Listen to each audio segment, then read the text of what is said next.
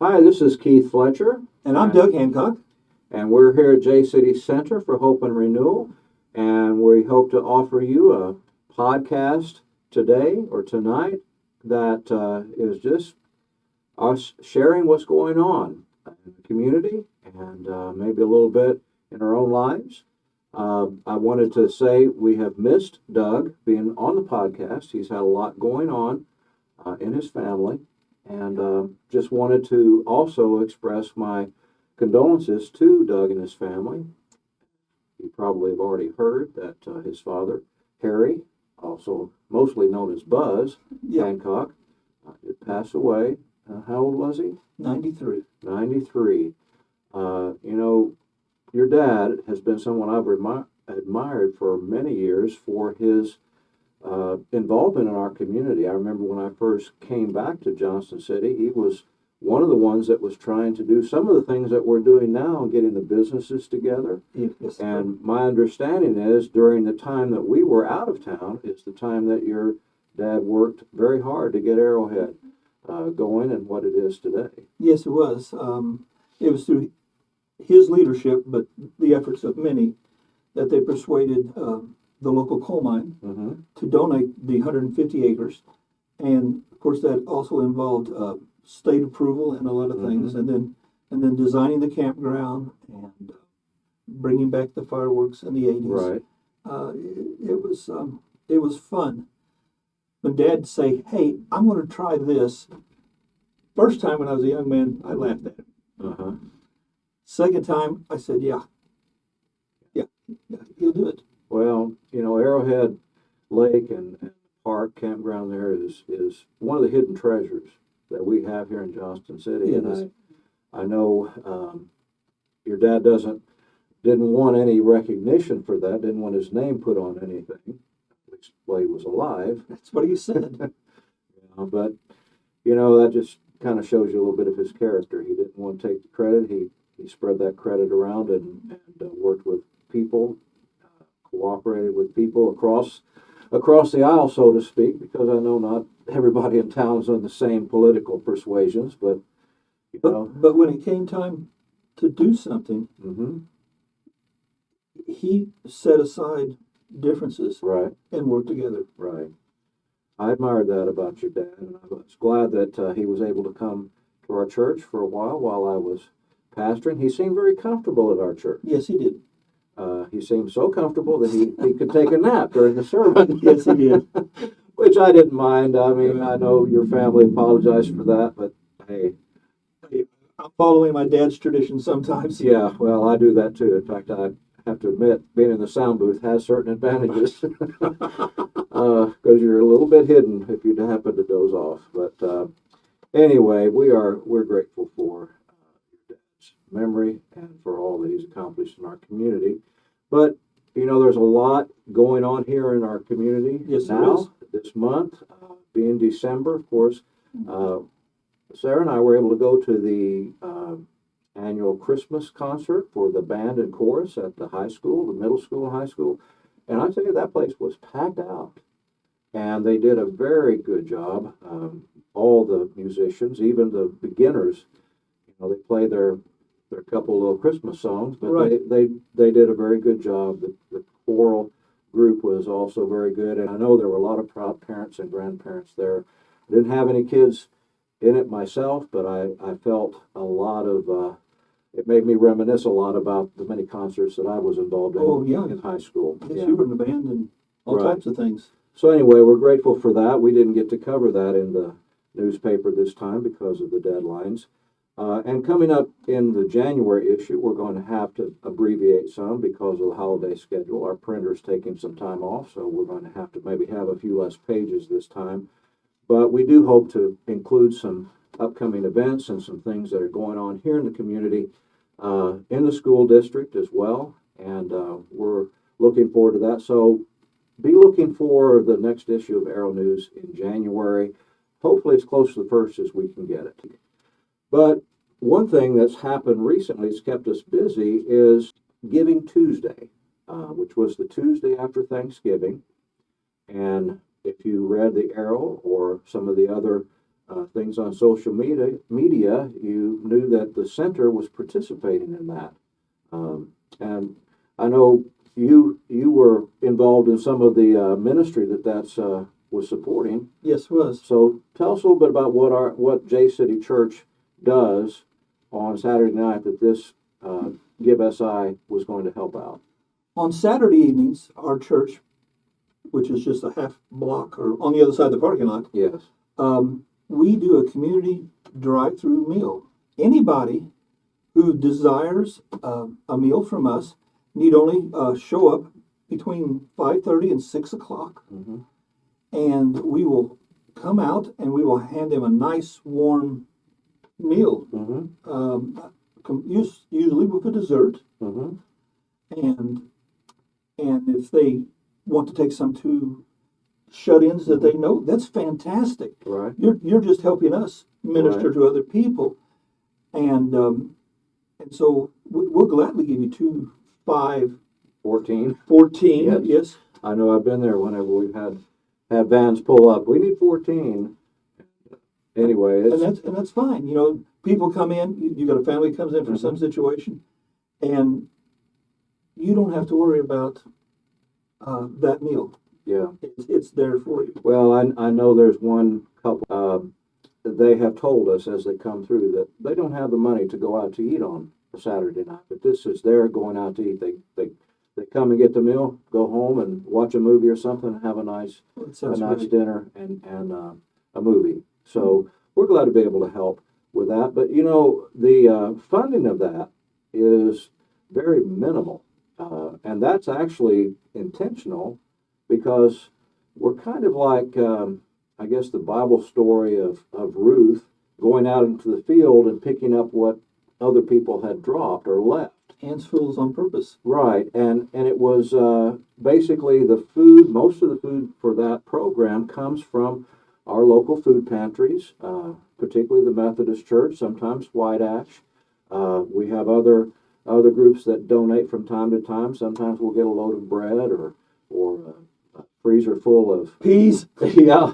We get a lot of high quantity things because the food pantries can't hand out a full case of chicken to one person. So, but we can take that chicken and we can make chicken and dumplings, or some kind of a casserole. We really appreciated the 20 cases of strawberries we got Yes, at the yes. beginning of the summer. We had strawberry this and strawberry that, and Yeah, we had strawberries, we had peaches, a lot of fresh produce that otherwise would go to waste. yes, it would.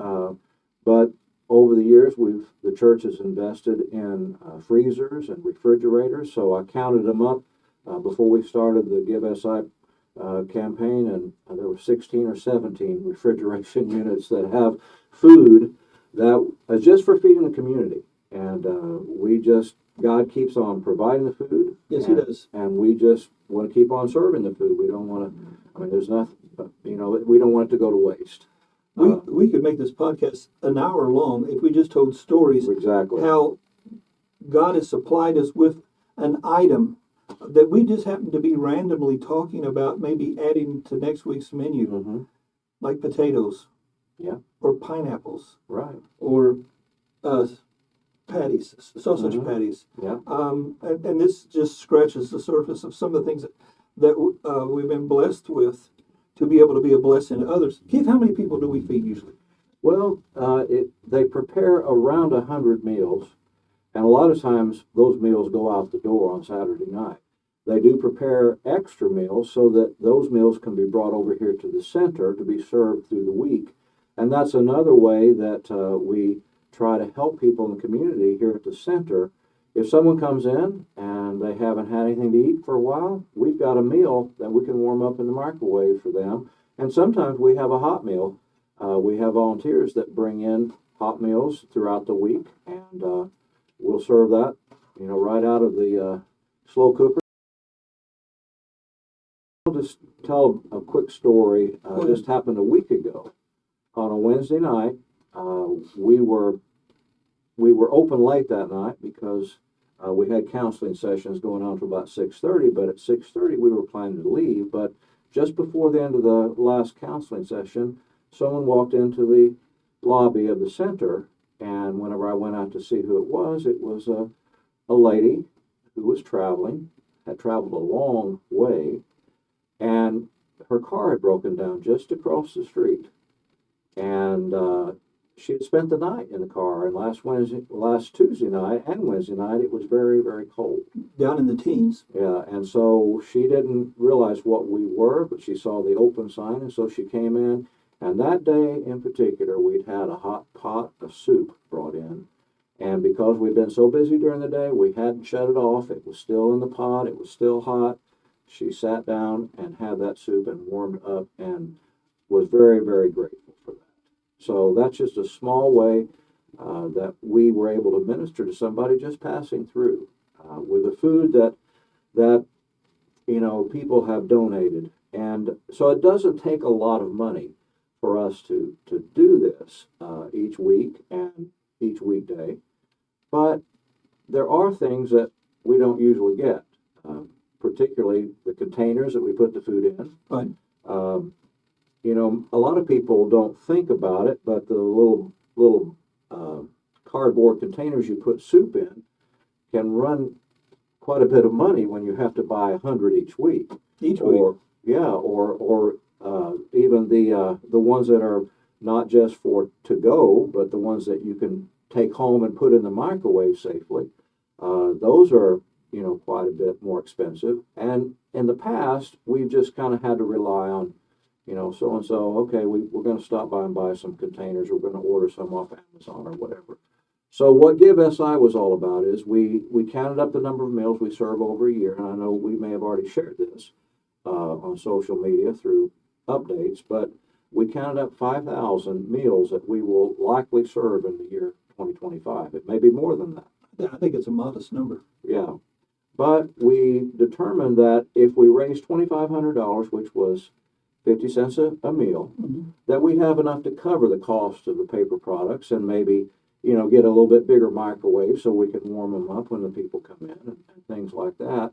So just some odds and ends like that. Not anything real big, not a real big item. But we decided to make that our project for Give SI. We, asked people to give through this program, and because it was a community or an area-wide effort, part of the money that was donated is going to be matched, and it's not going to be dollar per dollar, but we're going to get a percentage bonus on top of what everyone has given. So we set our goal at $2,500, but by the end of the evening, Tuesday night, we had over $3,200. Amen. So, and a lot of that was given online. Some of it was given by check from local businesses and individuals that chose not to give online. We understand a lot of people aren't comfortable with that, but we were surprised at how many people did get online and support this cause. And so now we have enough funds. We can actually go out and buy some.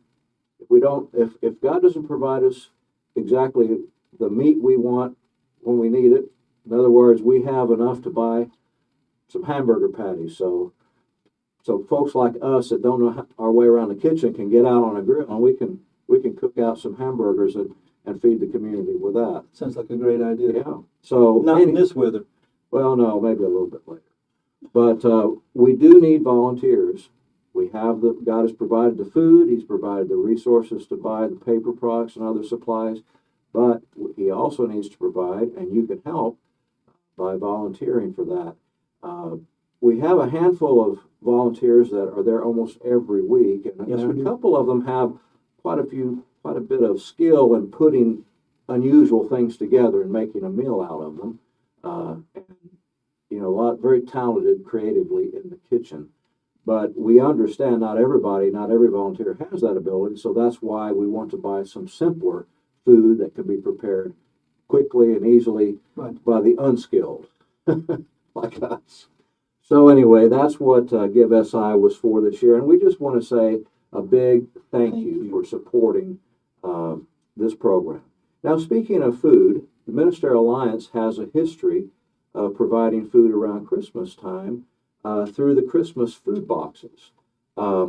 We are signing up this week, the final week, It will end on the 13th. We're signing up people to receive the Christmas food boxes. Now, this has been going on for many years, and what it is, all the churches that are part of the Ministry Alliance gather up food items, and then the businesses donate money so that we can go over to food shop or wherever we can find the food, and we will buy fresh food items for a family or an individual to have a Christmas dinner. God has blessed us the past few years, been able to buy a full-size ham, a full-size turkey. We know that some of the single people may not be able to know what to do with some of that. We make a few adjustments for that. But anyway, those signups are going on right now. There's no income restrictions on that, but you do have to sign up in advance. You can't just show up the day of distribution. Absolutely. You need to live in the school district. Right, of Johnston City. But you do need to sign up. The Methodist Church is the location for the sign up and the distribution. However, there's an alternate location here at the center, and we're open basically from 9 to 5, Tuesday, Wednesday, Thursday. So you still have a couple of days that you could sign up all day here at the center or go down to the Methodist Church. But that's a very short window. Very short window between now and Friday, the 13th. And then it's from 10 o'clock in the morning 10 to 11. to 11 o'clock. So at the Methodist Church, or 9 to 5 here at the center. Now on Friday, we're going to be putting everything together. The churches will be taking the registrations, the applications, and they will be putting the boxes together, personalizing them for each family, each individual. And so then they will be handed out on Saturday before Christmas, December 21st. Right, December 21st. And that's another opportunity for you to volunteer in the community, because as we've had people sign up, we have a lot of people that aren't able to come and pick up the food, either because they don't have transportation, they're elderly, shut in, they couldn't carry the box or whatever. And so a large number of the sign-ups have been from people that need the food delivered. So we need people to come help us deliver the food. And if you've never came to one of these food delivery days, then you need to try it. It's such a blessing to you. There will be over a dozen, and we'll have some high school kids from some group or another that are participating with us, and we're putting this all together. The boxes come back from the churches with the dry goods, but now it's time to put in and to put the butter and put the milk and put the bread and put the ham and put the eggs and put a pie. I think last year was pumpkin pies, and we had like 75 boxes. Can you imagine coming back from the store with 75 pies, 75 dozen eggs, 75 dozen gallons of milk, it's like ants on a sugar cube. It's so much fun. Yes, it's frantic, but for a couple hours, you're a kid again. Yeah. And then you go out and if you're one of the deliverers like I've been and you've been, then you've got another blessing when you knock on that door and the elderly person opens it up and you hand this box with all two this. Boxes usually. Yeah, usually 2 boxes of stuff, and put it in, and you just see the tears run down their cheeks at just how happy and how thankful they are. That's just what Christmas is all about. And again, that's what just makes Johnston City so special. Well, a little bit later in the show, or in the podcast, I won't call it a show. A little bit later in the podcast, we're going to talk about the other parts of Christmas, that is buying Christmas presents and getting the family together. But one Christmas tradition that we've tried to establish in our family is annually going to a Christmas service, a Christmas Eve service if we can, or a special Christmas service. So we just wanted to mention, before we go into our discussion of what around the Christmas tree, I'll say. Okay. Just want to mention the churches here in the community that are having Christmas services, special opportunities. And, I know a lot of people think, well, I don't go to that church, I'm not a member of that church, I wouldn't be welcome at a special service. That's exactly the opposite of the reality. The reality is you would be very welcome to attend any of these special services here in the community. And Christmas is a wonderful time to go to church. The churches are all decorated up. Yes, They're all very beautiful. Many of them have candlelight services. And, it's just a very sweet time for the family to gather together in a place of worship. So Doug and I are going to take turns going through some of the opportunities. I'll start out with the First United Methodist Church and the Sterix United Methodist Church, both pastored by Pastor Sherry Cisneros. They are going Christmas caroling on the 15th in the afternoon, Sunday afternoon from 5 to 7, and that will be around town. I believe they usually get a trailer, a wagon with hay and kind of like a hayride and go Christmas caroling around town. And then these churches are also having a special service. I think this is a really good thing. They call it Blue Christmas.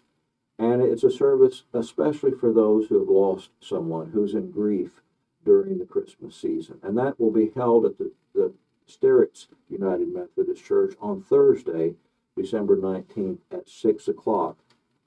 And then on Christmas Eve, both congregations will gather here in town at the First United Methodist Church at 7 for the candlelight service. And the public is definitely welcome for that. And one other thing that they mentioned when we asked about special services, and as far as I know, they're the only church that's having something on Christmas Eve, on New Year's Eve. They're having a New Year's celebration from 8 to 10. Now, it's not a watch night. It's not a, go to midnight, stay up late and bring the New Year in. At our age, that sounds good. That's okay with me. Staying up to 10 o'clock is good enough. But they have potluck and karaoke. And from what I've heard, it is a fantastic time. People really enjoy that. So they're just asking people to bring a snack. And they've announced that they have a special guest named Robin Johnson who will be there. And those of you that are part of that church know who that is. But as I said, anyone is welcome to attend these services. The next church we're going to talk about is St. Paul's. They have an annual candle lighting ceremony, and it will be held on Christmas Eve at 6:45, and it'll be followed by a Christmas Mass at 7 p.m. Yeah, and I understand their candlelight service is unique, and it's the children who do the candle lighting. Oh, that's neat. That service. So it's their annual children's candlelight service. So we're looking forward to that. The Johnston City United Pentecostal Church is having a special Christmas concert on Sunday, December 22nd at 6:30 p.m. And everyone is welcome to attend that. I'm sure that will be very good. So we'll. First Christian Church, right across the street from us, is going to conduct a Christmas Eve candlelight service at 6 p.m., December 24th. And of course, once again, everybody's invited to come to that.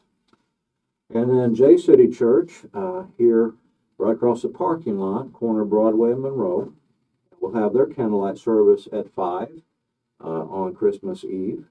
And we try, at our church, I'm not saying the other churches have longer services, but we try to keep the service very brief. And it's a special time because we just keep it very simple.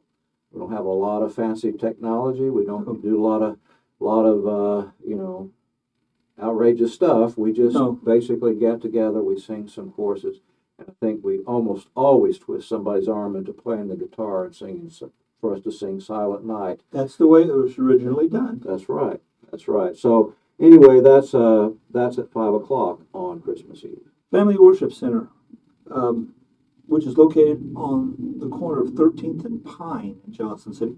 They're having a special Christmas service Thursday, December the 19th at 6 p.m. A Baptist like me loves this next part. They're having desserts and fellowship afterwards. The Beauty for Ashes Lady Ministry at the church is holding a Christmas candlelight communion service at the church December the 14th. That's this Sunday at 10 a.m. And all the women are, of course, welcome to attend. Right. We have some really great churches in town, and if you don't attend one, you're just missing out. I know that A lot of people think the church isn't relevant, but really, without the churches in our community, there would be a lot of people that would not receive the help that they really need. That's true. So, anyway, I hope you will consider making this a part of your Christmas traditions this year.